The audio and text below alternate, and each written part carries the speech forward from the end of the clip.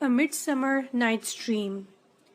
In the city of Athens there was a law that gave all the fathers power to make their daughters marry the man they had chosen for them.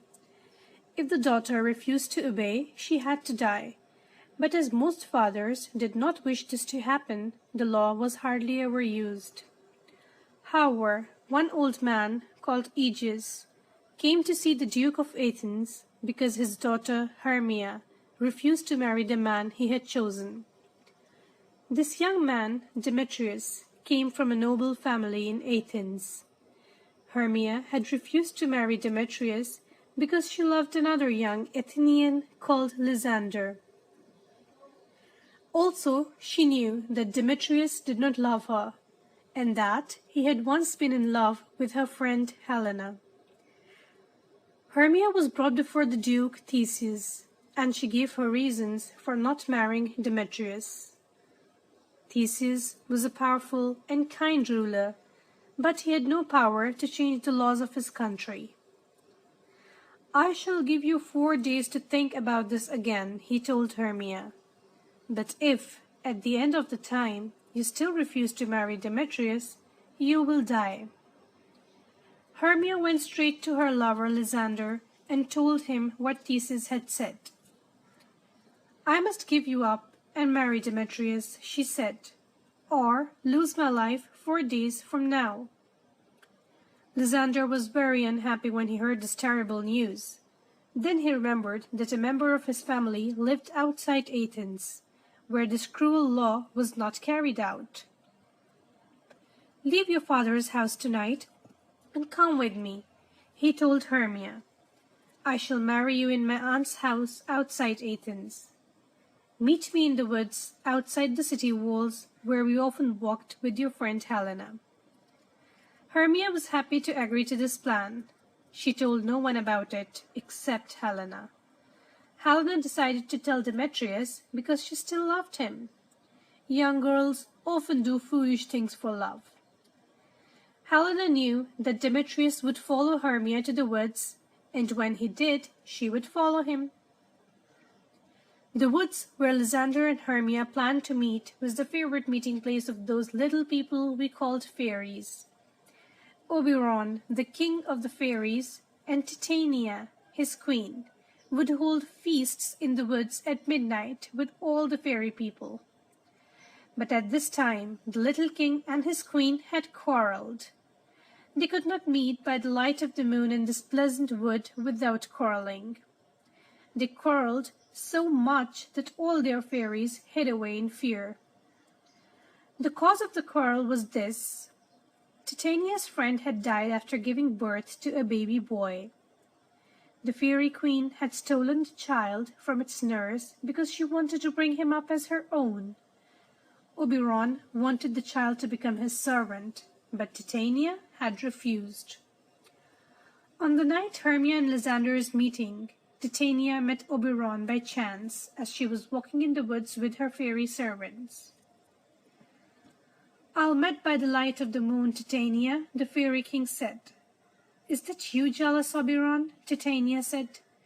"Why do you refuse what I want, Titania?" her husband asked.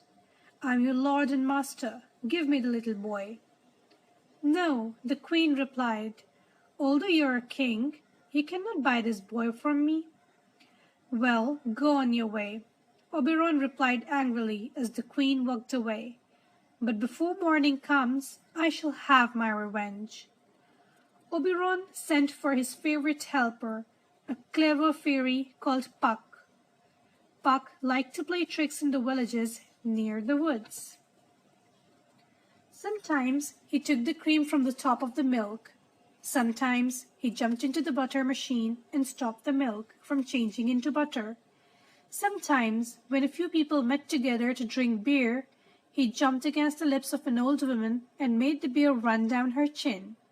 Sometimes, when the same old woman was sitting down to tell her friends a story, he pulled the chair from under her. Then all her friends laughed. "Come here, Puck," said Oberon to the happy little fairy. "Bring me the little purple flower that we use for a love spell. I shall drop some of its juice on the eyelids of Titania when she is asleep. She will fall in love with the first thing she sees when she opens her eyes, even if it is a lion, a bear, or a monkey. Before I remove the spell, I shall make her give me the boy as my servant." Puck loved tricks and ran off happily to look for the flower. As Oberon waited for him to return, he saw Demetrius and Helena enter the woods. The Fairy King listened, unseen. Demetrius was angry because Helena had followed him, and he spoke very unkindly to her. Helena reminded him of his past love for her, but Demetrius left her to the wild animals, and she ran after him as quickly as she could. The Fairy King, who was always kind towards the lovers, felt very sorry for Helena. By the time Puck returned with the little purple flower, Oberon had made up his mind. "Take some of this flower and find the young man whom I have just seen in the woods," he told Puck. "You will know him by the Athenian clothes he wears. If you see him sleeping, drop some of the love juice onto his eyelids. But do this only if the Athenian lady is close by him. She must be the first thing that he sees when he wakes up." As Puck ran off again, Oberon went to the place where Titania was preparing to rest. It was a pretty bank where wild, sweet-smelling flowers grew. He stayed hidden as Titania gave others to her fairies. "Some of you must kill the insects that eat the young roses," she ordered. "Others must fight the bats for the wings to make coats for my little fairies, but first you must all sing me to sleep." When she fell asleep, the fairies left the queen and began their work. Oberon came close to Titania and dropped some of the love juice onto her eyelids. "What you see when you wake will be your true love," he said quietly. Let us now return to Hermia. By this time, Hermia had escaped from her father's house. When she entered the woods, she found her dear Lysander waiting for her. She was very tired, and Lysander persuaded her to rest until morning on the soft grass under the trees. Lysander lay on the ground close to her and soon fell fast asleep. They were still sleeping when Puck found them. As they were both dressed in Athenian clothes, he decided that these were the lovers he was looking for. Obeying his master's orders, he poured some of the juice on the little purple flower onto Lysander's eyelids. A little later, Helena arrived at the place where the lovers were sleeping. She was still looking for Demetrius, who had run away from her. "Ah," she said, "this is Lysander lying on the ground. Is he dead or asleep?" She touched his arm gently. "Good sir, if you're alive, wake up." As she spoke, Lysander opened his eyes and looked at her. The love spell began to work. It was so powerful that all Lysander's love for Hermia disappeared, and he fell in love with Helena. "You're more beautiful than Hermia," he said. "I would run through fire for you." But his words made Helena angry. She knew Lysander was her friend's lover and had promised to marry her. "Oh, why do you mock me?" she cried. "Is it not enough punishment that I can never get a sweet look or a kind word from Demetrius? Why do you pretend to love me? I thought you were a lord of greater kindness than this." Helena turned and ran away. Lysander followed, forgetting Hermia, who was still asleep. When Hermia woke up, alone in the darkness, she was afraid. She began to walk through the wood, but did not know where to find her lover. Demetrius was also searching the woods for Hermia and Lysander, but he grew tired and fell asleep. Oberon, who had questioned Puck very carefully, now knew that he had given the love juice to the wrong person. He found Demetrius asleep and put the love juice onto the eyelids. At the very moment that Helena found him, Demetrius opened his eyes and fell in love with her. Lysander appeared, closely followed by Hermia.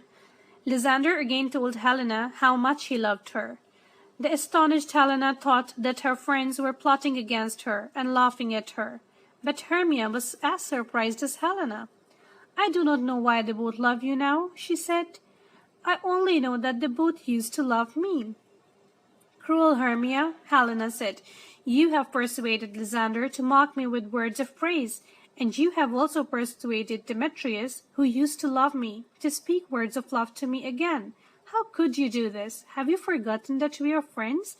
Have you forgotten that we grew up together and have always been together?" "I am astonished by your angry words," Hermia replied. "I do not mock you, Helena. It is you who are mocking me." "You pretend to be serious when you look at me," Helena replied, "but when my back is turned, you laugh at me with them. If you had any pity for me, you would not treat me like this." While Helena and Hermia were quarreling, Demetrius and Lysander went into the woods to fight each other for Helena's love. Seeing that the young men had left them, the two women went to look for the lovers once again. All this time, Oberon and Puck were listening to their quarrels. "This is your fault, Puck," Oberon said. "Or did you do this for sport?" "Believe me, King of Shadows," Puck answered, "it was a mistake, but I'm not sorry this has happened. I'm enjoying listening to their quarrels." "You heard that Demetrius and Lysander have gone to look for a place to fight?" Oberon said. "I order you to fill the wood with a thick mist, so that they will get lost in the dark and not be able to find each other. You must speak to each one and disguise your voice so you sound like the other. They will both follow you. When they're so tired that they can go no farther and fall asleep, drop the juice of this other flower into the Lysander's eyes. When he wakes up, he will forget his new love for Helena. He will love Hermia again. Then both the ladies will be happy, because Demetrius will still love Helena. They will think this has all been a dream. Go quickly, Puck. I shall go and see what sweet love my Titania has found." The Fairy Queen was still sleeping. Close by was a man who had lost his way into the woods, and was sleeping beside him. Beside him was an ass head, because this man had taken part in a play that night. "This man shall be my Titania's true love," Oberon said. He put the ass head over the man's head. It woke him up and half asleep. He went towards the place where the Fairy Queen was sleeping. "Ah, what a beautiful creature I see," Titania said, opening her eyes as the spell began to work. "Are you as wise as you are beautiful?" "If I am wise enough to find my way out of this wood, I am wise enough for my needs," the man replied. "Do not leave me," Titania replied. "I love you. Come with me, and let my fairies serve you." She called 4 of her fairies, whose names were Peas Blossom, Cobweb, Moth, and Mustard Seed. "Look after this sweet gentleman," she ordered. "Go with him when he walks and play near him. Feed him with fruit." Titania asked the man with the ass head to sit with her. "Let me touch your pretty hairy face, my beautiful ass. Let me kiss your lovely large ears, my gentle joy." "Where is Peas Blossom?" the ass-headed fool asked, ignoring the queen's words of love, but proud of his new servants. "Here he is, sir," little Peas Blossom said. "Rub my head," he ordered. "Where is Cobweb?" "Here, sir," Cobweb said. "Good Mr. Cobweb," the man said. "Please bring me something sweet to eat." "Where is Mustard Seed?" "Here, sir," Mustard Seed said. "What is your wish?" "Nothing," he replied. "But please help Mr. Peas Blossom to rub my head." "My sweet love," the Fairy Queen said, putting flowers on his ass head. "What will you have to eat?" "I need to sleep now," he told her. "Do not let your fairies trouble me before I wake up." "Sleep then," the Queen said, "and I will hold you in my arms. Oh, how I love you." When Oberon saw the man sleeping in the arms of his queen, he was angry. He mocked her and asked her again to give him the boy as his servant. Titania agreed because she was full of shame at being found with her new love.